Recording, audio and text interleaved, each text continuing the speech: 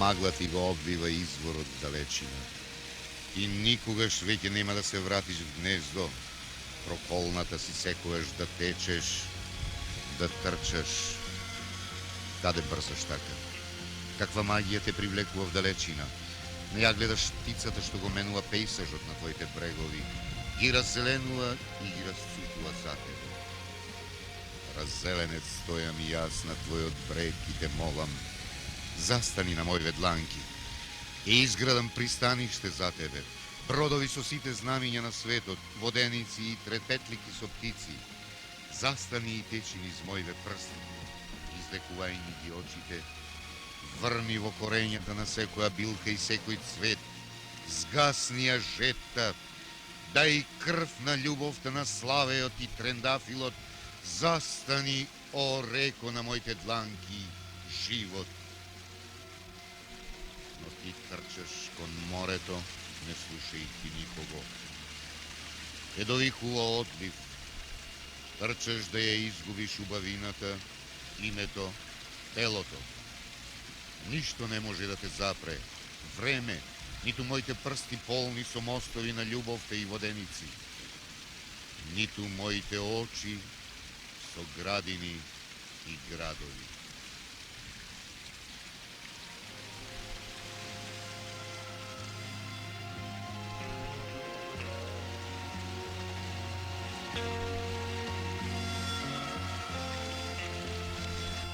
Минатата година издавачката куќа Македонска книга од Скопје ја издаде стихозбирката на Адем Гајтани "Ти песно, ти далечна птицо".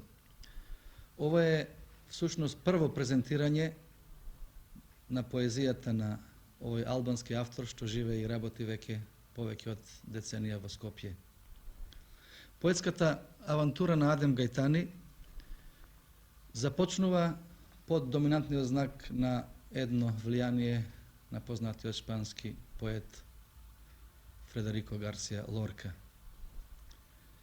Уште во неговите први стихозбирки на албански јазик, "Светлини на срцето", 1961, "Вратите на молчењата", 1964, и истоимената стихозбирка "Ти песно, ти далечна птицо", Адем Гајтани се најави под доминантниот знак на овој поет. Гајтани е отворен кон модерните текови и стремења на современите европски поети, што извршија силно влијание во последните 2 децении и на југословенските литератури.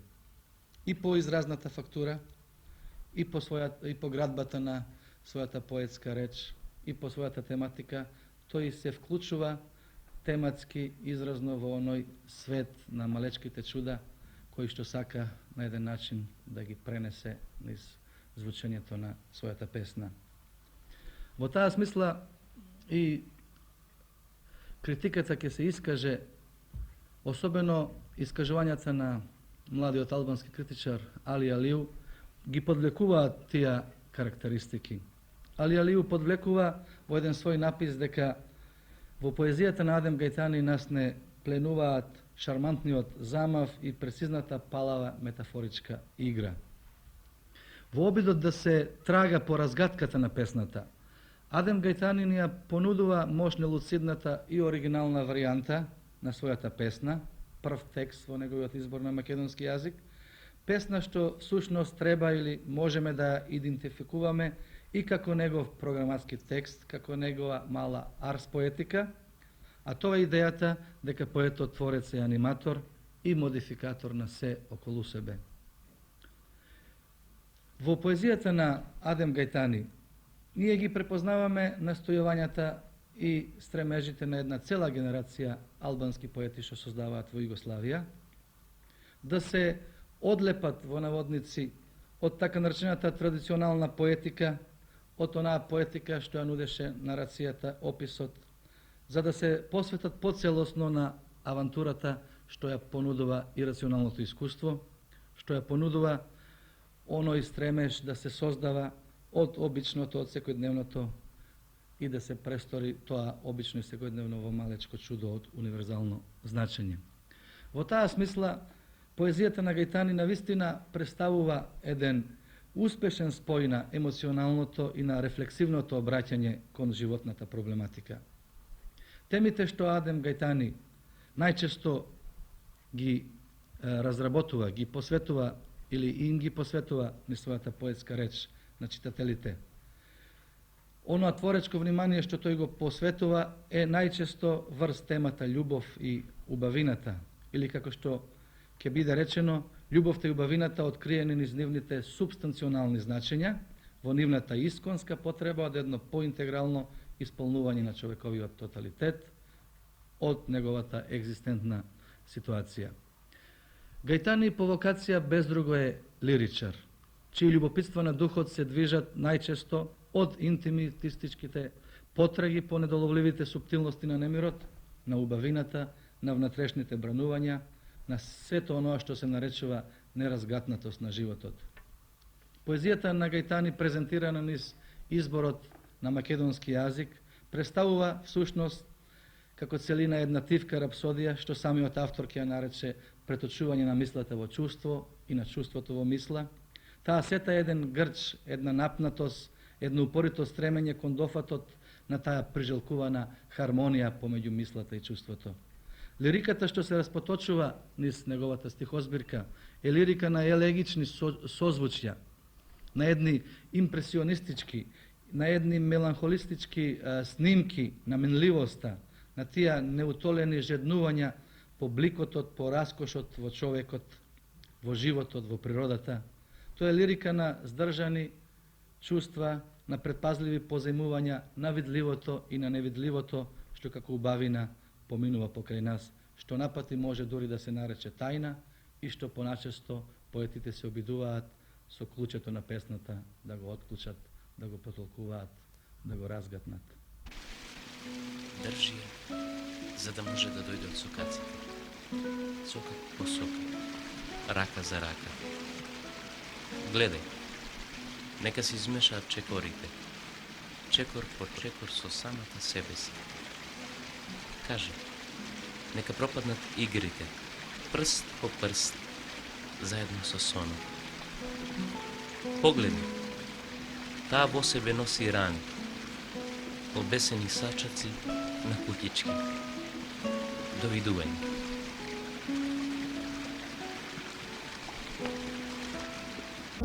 Кон крајот на минатата година, издавачкото предпријатие Македонска книга од Скопје го издаде двојазичното издание на стихозбирката Планинска невеста од младиот автор што создава на турски јазик во Македонија, Хасан Мерџан.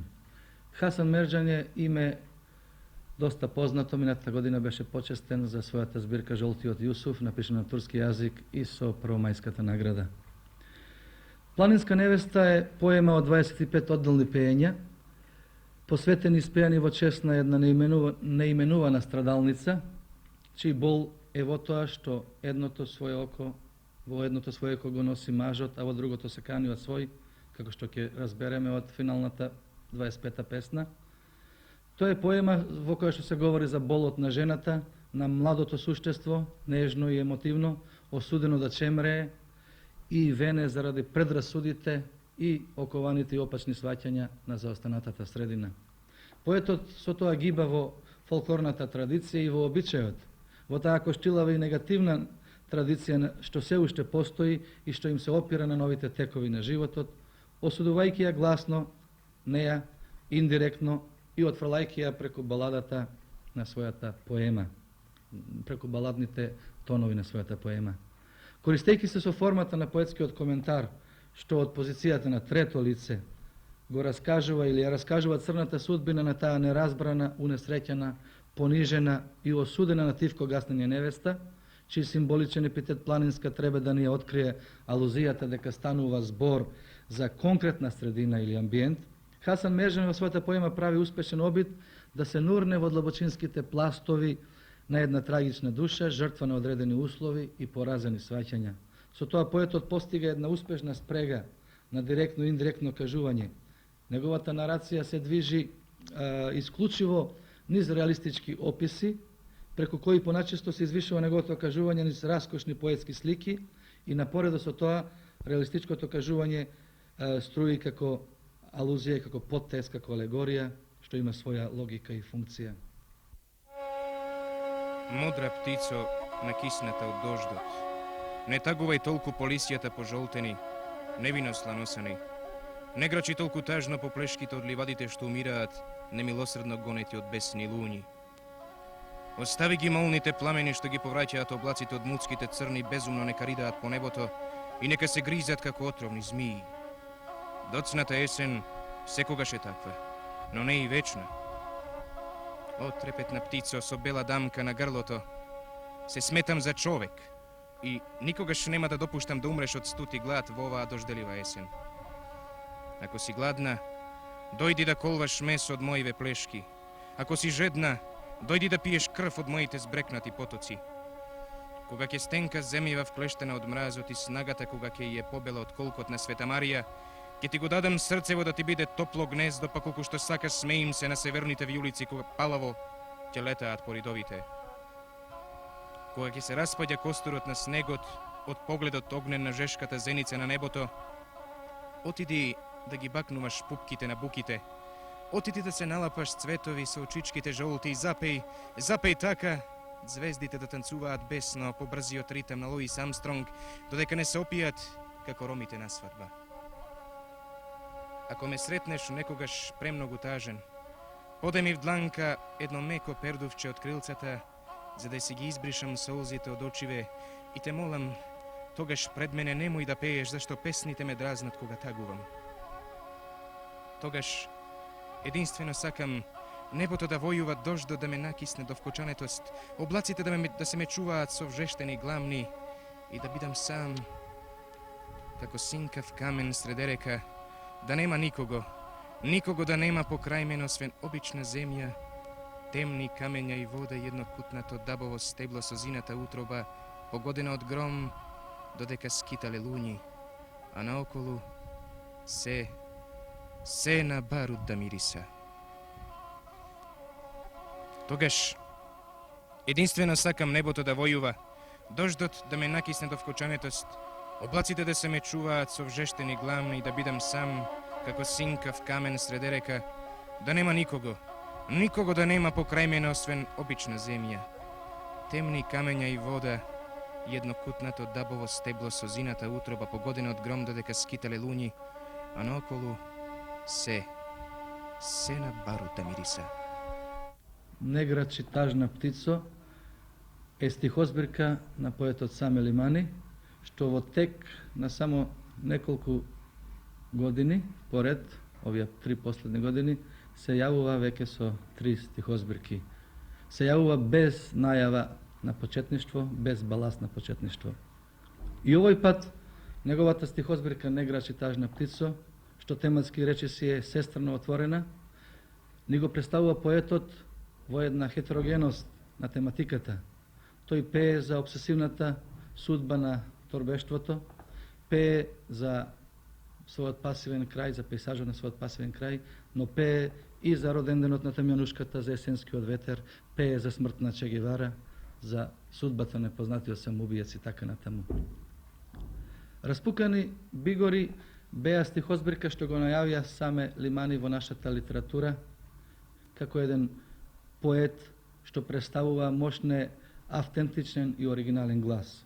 И овој пат, тој кога, особено с циклусот Дамки, го продолжува она недопеаното од своите први стихозбирки, особено од стихозбирката Распукани бигори, го гледаме особено из неговите лирско-епски монолози, како поет чие трагање се движи низ подзаборавеното индивидуално и колективно минато, низ потеклото, низ далечините и магливите тајни на родот и на припадноста.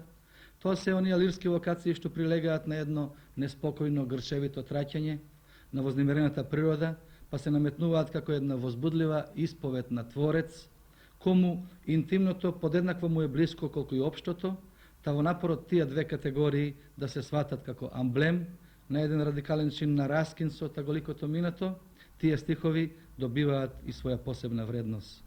Лимани е мощно привлечен со својата јазична експресија, додека во втората своја книга се оддалечи низ авантурата на еден диалектален експеримент, Овој пат се враќа пак на тековите од своите први стихозбирки, особено Распукани бигори, се враќа кон богатствата на тој специфичен, петрифициран, архаичен јазичен идиом, што е никнат од обете страни на Мијачко-Помачката река, а идиом што оставил бројни и богати траги во литературата на писателите од македонскиот минат век и особено од нашиот, во делата на неколкумина најпознати представници на денешните современи текови во нашата поезија.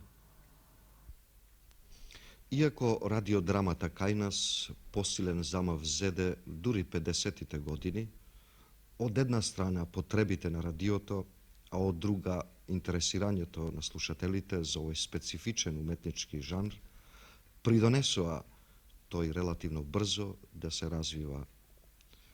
Истиот случај и со телевизиската драма.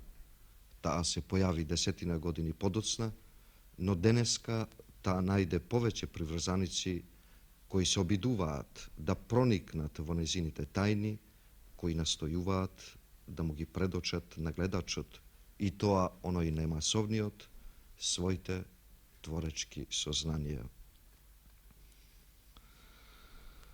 Меѓу нив, покрај Томе Арсовски, несомнено најплоден и најзначаен автор, кого главно го преокупира радиодрамското творештво, е Благоја Иванов.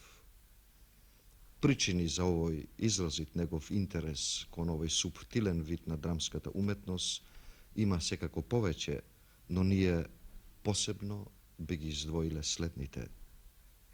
Пред се, Благоја Иванов повеќе години работеше непосредно на оваа проблематика, па оттаму доаѓа и искуството со кое располага тој, зашто радиодрамата на вистина предпоставува одреден квантум на искуство, познавање на нејзините специфики.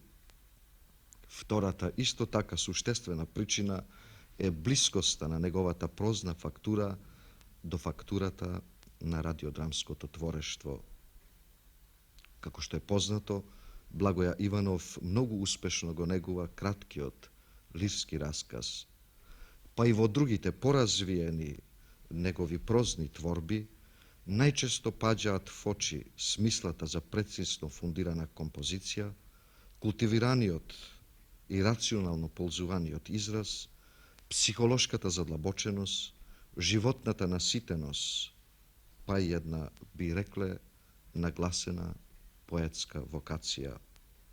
А сите овие творечки одлики се повеќе од неопходни за да се одговори на барањата на овој жанр, кој пред се потпира на зборот. Затоа, по наше мислење, радиодрамата за Благоја Иванов представува само своевидно надоградување и доразвивање на неговите прозни зафати. Тој во неја се чувствува целосно на своја почва, па затоа не би требало ни да не изненадуваат успесите што ги постига тој. Впрочем, успехот не изостана и при изведувањето на неговите радиодрами, а мощне позитивен впечаток се наметнува и при читањето на оваа книга. Со други зборови речено, во прашање се литературни творби, за кои во крајна линија е ирелевантно на кој начин ќе дојдат во допир со своите консуматори. Ограничениот простор не ни дава можност да се задржиме на секој поодделен текст што го содржи оваа книга, во секој случај мощна, интересна. Меѓутоа, ни се чини дека дури и најбеглото фиксирање на поодделните теми и мотиви ќе ни открие што запрво се обидел уметнички да транспонира авторот. Иако радиодрамата Пегас е лоцирана во амбиентот на античкото време, нејзин основен мотив е потрагата по возвишеното. Во радиодрамата Недела, ден за одмор, предмет на психолошка вивисекција е осаменоста, додека телевизиската фарса Мојсие во малото место представува своевидно истражување на психологијата на малиот и изгубен човек од провинцијата.